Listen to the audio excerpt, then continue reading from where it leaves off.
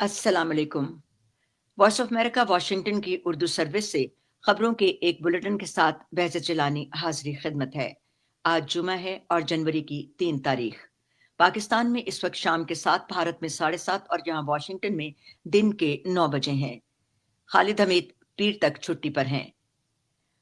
खबरों का आगाज करते हैं पाकिस्तान, अफगानिस्तान, भारत और दुनिया भर से मिलने वाली अहम इत्तलात से।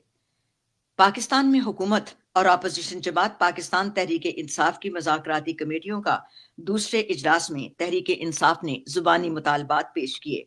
ताहम तहरीरी तौर पर चार्टर ऑफ डिमांड देने के लिए बानी पीडीआई इमरान खान से मुलाकात और मशावरत का वक्त मांगा है।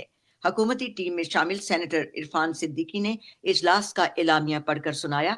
एलामिया के मुताबिक पीटीआई की मुज़ाकराती टीम से इमरान खान की मुलाकात के बाद आइंदा हफ्ते दोनों कमेटियों की तीसरी नशिस्त के बारे में तारीख तय कर ली जाएगी। उधर सुप्रीम कोर्ट ऑफ पाकिस्तान ने आम इंतखाबात में मुबैना धांधली की तहकीकात के लिए जुडिशल कमीशन कायम करने के लिए साबिक वजीर आजम इमरान खान की दरखास्त समाअत के लिए मुकर्रर कर दी है। जस्टिस अमीनुद्दीन की सरबराही में 7 रुकनी आईनी बेंच 7 जनवरी को इस मामले पर समाअत करेगा। अदालत ने तहरीक इंसाफ के रहनुमा शेर अफजल मरवत की इंतखाबी धांधली से मुतल्लिक दरखास्त को भी समाअत के लिए मुकर्रर कर दिया है। सुप्रीम कोर्ट 7 जनवरी को फौजी अदालतों में सिविलियन के ट्रायल से मुतल्लिक केस की भी समाअत करेगी। मजीद बरा सुप्रीम कोर्ट के आईनी बेंच ने लापता अफराद केस को भी समाअत के लिए मुकर्रर किया है, जिस पर 7 रुकनी बेंच 8 जनवरी को मुशावरत करेगा।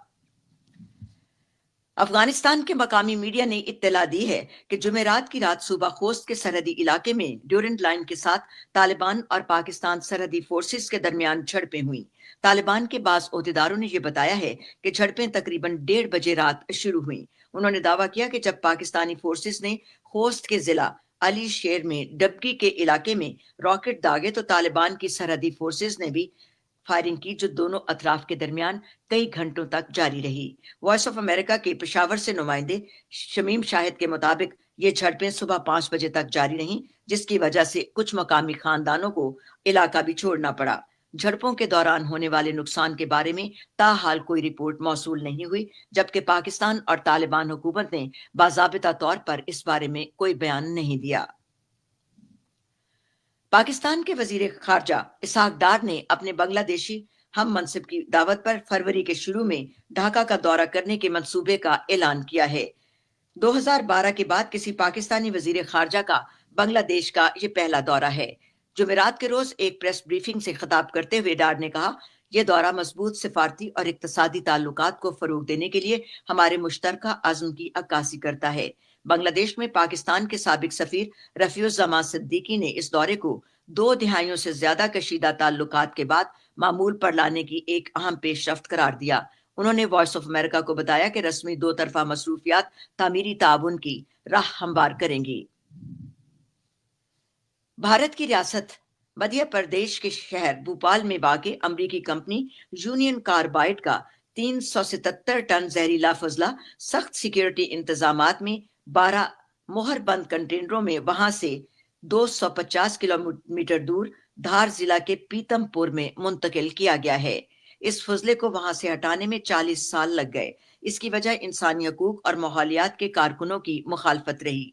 इतवार को धार में बड़ी तादाद में लोगों ने इस फैसले की मुखालफत की थी, लेकिन हुकूमत के मुतल्लिका महकमे ने सेहत पर इसके असरात पड़ने के दावे को मुस्तरद कर दिया था और यह भी कहा था कि एक इदारे की जानिब से की जाने वाली तहकीक और तमाम एतराजात का जायजा लेकर यह फैसला किया गया है। इस फैसले के खिलाफ भोपाल से लेकर दिल्ली तक एहतजाज किया जा रहा है और रियासती हुकूमत के एक वजीर एहतजाज करने वालों से बातचीत भी कर रहे हैं। 1984 में यूनियन कार्बाइड की फैक्ट्री से जहरीली गैस खारिज हुई थी, जिसके नतीजे में 5000 से ज्यादा अफराद हलाक और लाखों जिस्मानी तौर पर मुतासिर हुए थे।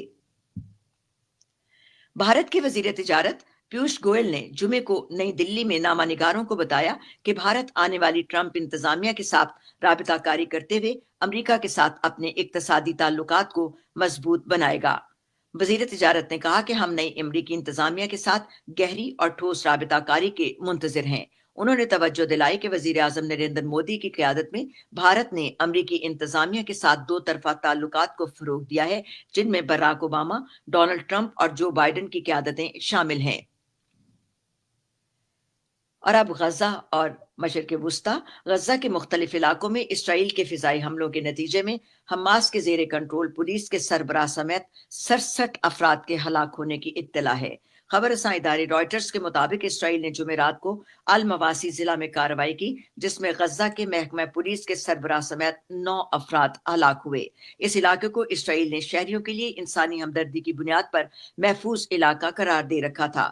اسی طرح اسرائیلی فورسز نے جمعرات کو خان یونس میں غزہ کی وزارت داخلہ کے دفتر سمیت شمالی غزہ میں جبالیہ پناہ گزین کیمپ، شاکی کیمپ، مغازی کیمپ اور غزہ سٹی میں کارروائیاں کیں۔ اقوام متحدہ کے ادارے انروا کے سربراہ کا کہنا ہے کہ جس طرح سے نئے سال کا آغاز ہوا، اس سے یہی پیغام ملتا ہے کہ غزہ میں انسانی ہمدردی کی بنا پر کوئی بھی علاقہ محفوظ نہیں ہے، جبکہ اسرائیلی فوج کے ترجمان کا دعویٰ ہے کہ غزہ جنگ کے دوران بین الاقوامی قانون کی پاسداری کی گئی اور شہریوں کو نقصان نہ پہنچنے کی ہر ممکن حد تک احتیاط برتی گئی ہے۔ تفصیلی رپورٹ کے لیے ہمارے سوشل میڈیا پلیٹ فارمز پر آئیے۔ جرمنی اور فرانس کے وزرائے خارجہ سابق صدر بشار الاسد کی حکومت کے خاتمے کے بعد یورپی یونین کے ممالک کے اعلیٰ سفارتکاروں کے پہلے سرکاری دورے پر دمشق میں ہیں۔ فرانس کے وزیر خارجہ نے جمعے کو دمشق میں مسیحی مذہبی رہنماؤں سے ملاقات کے ساتھ دورے کا آغاز کیا۔ انہوں نے social media platform X پر ایک بیان میں کہا کہ دونوں ممالک شامی اور علاقائی استحکام کے لیے پرامن اور فوری منتقلی کو زور دینا چاہتے ہیں۔ تاہم مغربی ممالک نے ابھی تک اسد کے دور میں آیت شام پر پابندیاں نہیں ہٹائیں اور نہ ہی ایچ ٹی ایس کی دہشت گرد گروپ کے طور پر نامزدگی کو ختم کیا۔ تاہم امریکہ نے الشارے کے لیے رکھے گئے $10 ملین انعام کو ختم کر دیا ہے۔ امریکی وزیر خارجہ اینٹنی بلنکن آئندہ ہفتے مذاکرات کے لیے جنوبی کوریا کا دورہ کر رہے ہیں۔ سول کی وزارت خارجہ نے جمعے کو کہا کہ ملک سیاسی بحران کا شکار ہے کیونکہ سابق صدر کی گرفتاری کے خلاف مزاحمت کی جا رہی ہے۔ جنوبی کوریا واشنگٹن کے لیے ایک اہم سیکیورٹی اتحادی ہے، لیکن 3 دسمبر کو صدر جون سک جول کے ناکام مارشل لا حکم نامے کے نتیجے میں پیدا ہونے والے بحران سے دوچار ہے۔ سول کی وزارت خارجہ نے ایک بیان میں کہا کہ بلنکن پیر کو اپنے ہم منصب چو تائی جل سے ملاقات کریں گے۔ وزارت نے کہا کہ مذاکرات میں جنوبی کوریا امریکہ اتحاد، جنوبی کوریا امریکہ جاپان تعاون، شمالی کوریا کے مسائل اور علاقائی اور عالمی چیلنجوں پر بات چیت کی توقع ہے۔